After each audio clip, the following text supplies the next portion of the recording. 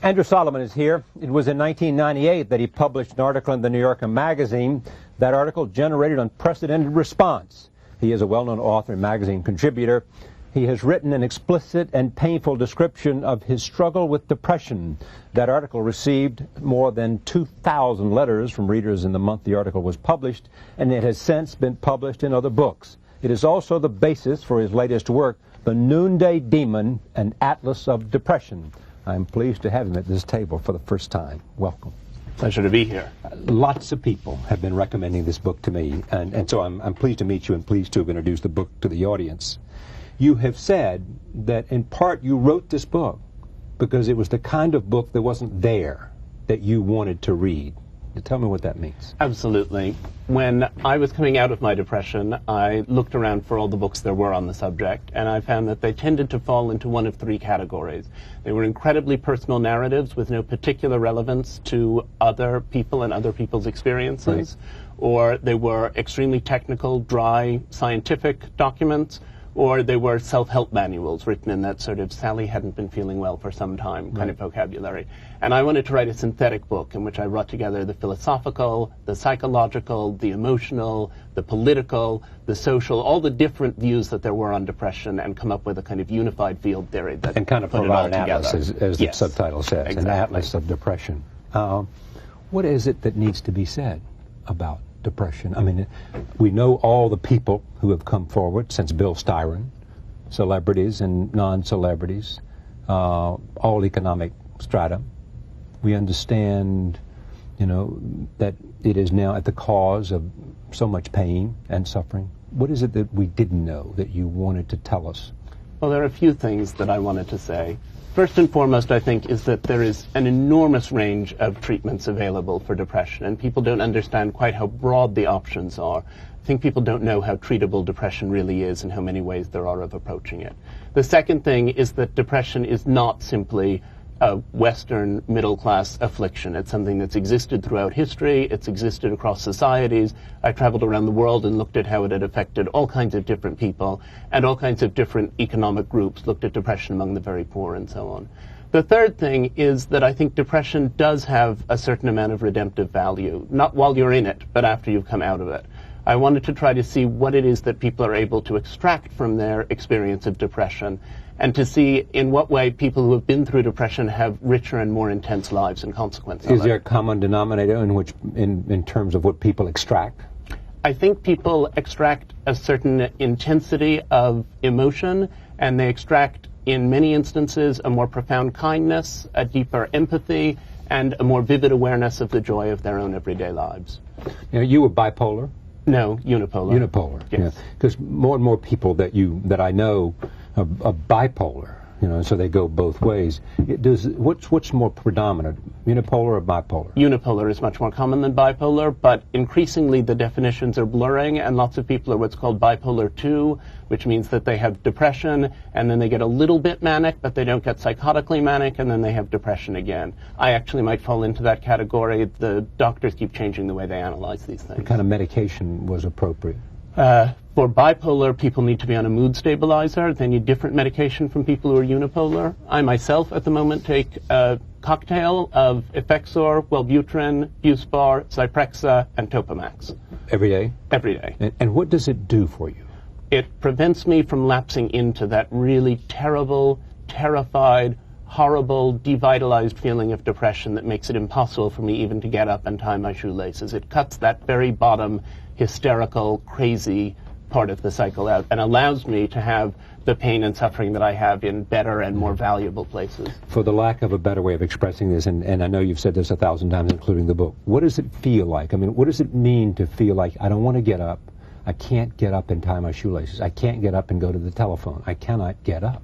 It was just amazing to me when it happened to me. I'd read about it, I'd heard about it, but I had no idea what it was like until I found myself beginning to find ordinary things of daily life so much more effortful than they'd ever been, and so unpleasant. I would get home and I would listen to the messages on my answering machine, and I would think, how can I call back all those people?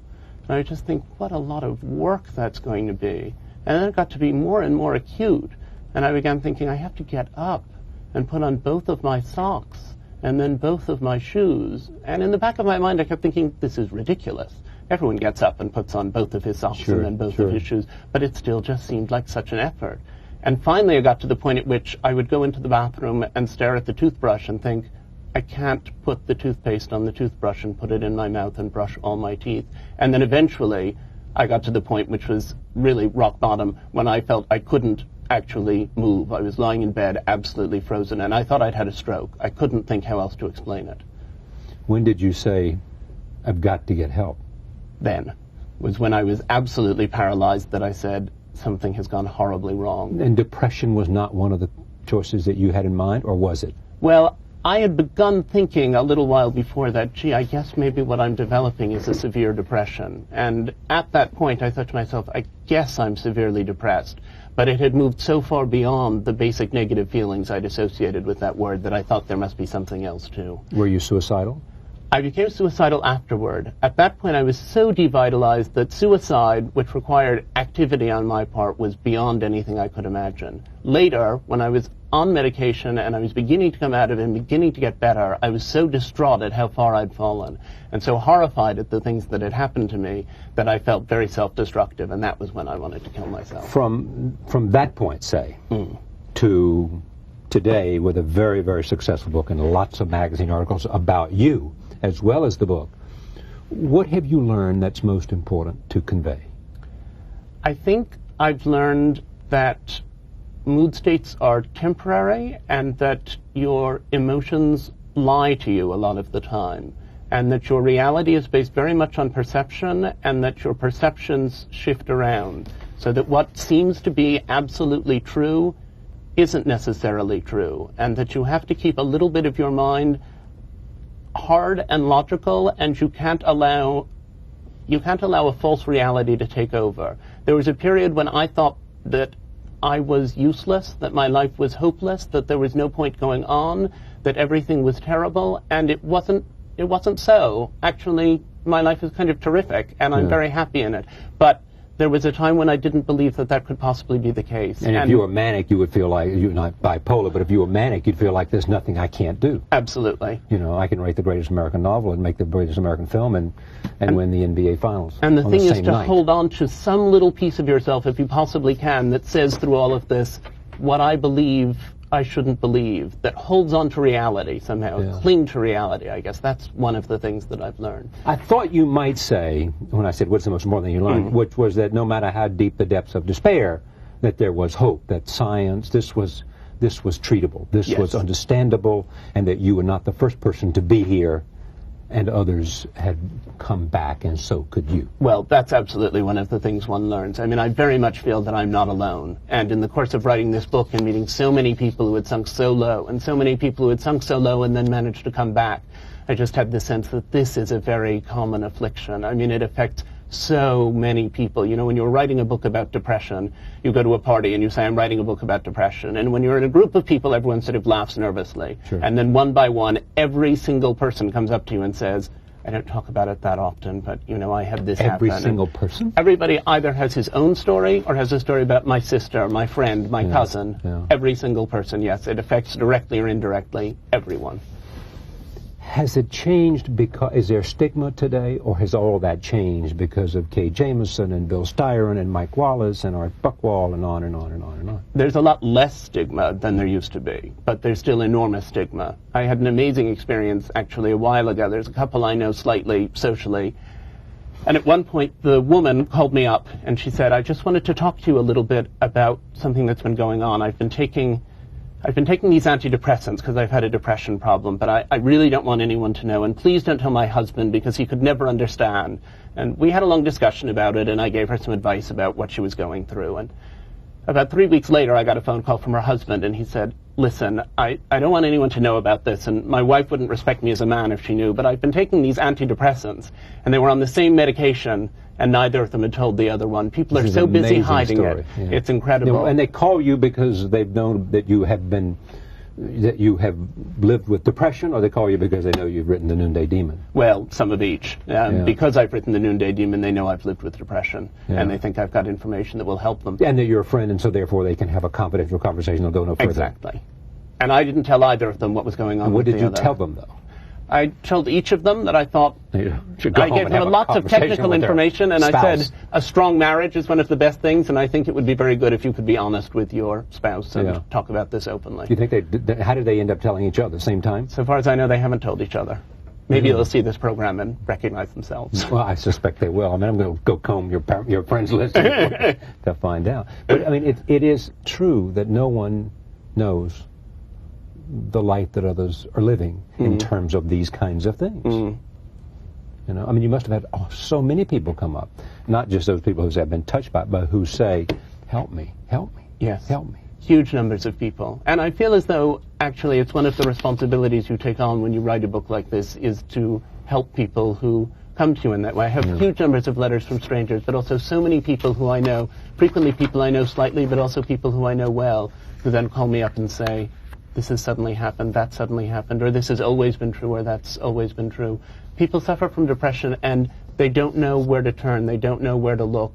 And I hope that I can be a resource for people, but I also hope the Noonday Demon can be a resource for people and can show them how you begin to deal with depression when you feel it setting in and when you begin to be subject to its onslaught. Because I think ignorance is the thing that will cast you into deeper and deeper and deeper depression. I know Kay Jameson reasonably well, you know, who was depressed, as you know, wrote a book about it, and also wrote a book about suicide, and attempted suicide in her own way. What is it that causes depression? I think everybody is born with, almost everybody is born with some degree of vulnerability to depression. Now, if you're born with a low degree of vulnerability, you have to have a very extreme circumstance to trigger your depression. If you're born with a high degree of vulnerability, you need only a very slight circumstance to trigger your depression. In all cases, it's a mixture of a genetic vulnerability and things that happen to you in the outside world. And when those things come together, you have a depression that blossoms out of them. What happens if they take your cocktail away? Well, I think if you have got a repeating cyclical depression, which is what I have, and you go off medication, the evidence is very strong that eventually you'll cycle back into a depression and have another breakdown.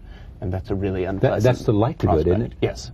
I mean, it's almost a certainty. I mean, very few people, I don't want to go out on medical, you know, go out beyond what I know, but my impression is that if you take those people who are taking some kind of some kind of chemical treatment, if they stop, the depression reappears and you're just back at the same place. There's lots of people seem to think you take antidepressants for depression and they make you well and then you can stop taking them like antibiotics. Right. But actually you take them the way that you take heart medicine. Right. You take them, they make you well by changing chemical balances in your brain, and then you go on taking them so that those chemical balances stay changed in your brain. If you go off them, you'll slide right back again. What are the most important medical advances? The most important medical advances, I think, are the developments in SSRIs, these selective serotonin reuptake inhibitors. Prozac was the first, as they make more and more of them.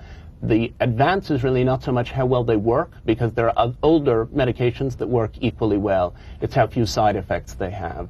You can take medication now without really suffering too much as a consequence of taking it. The older medications were very hard to tolerate. And I think we're moving toward medications that will be faster. The current medications take quite a long time to kick in and be effective, and that are easier to tolerate. I also think we're making a lot of progress with kinds of talking therapies.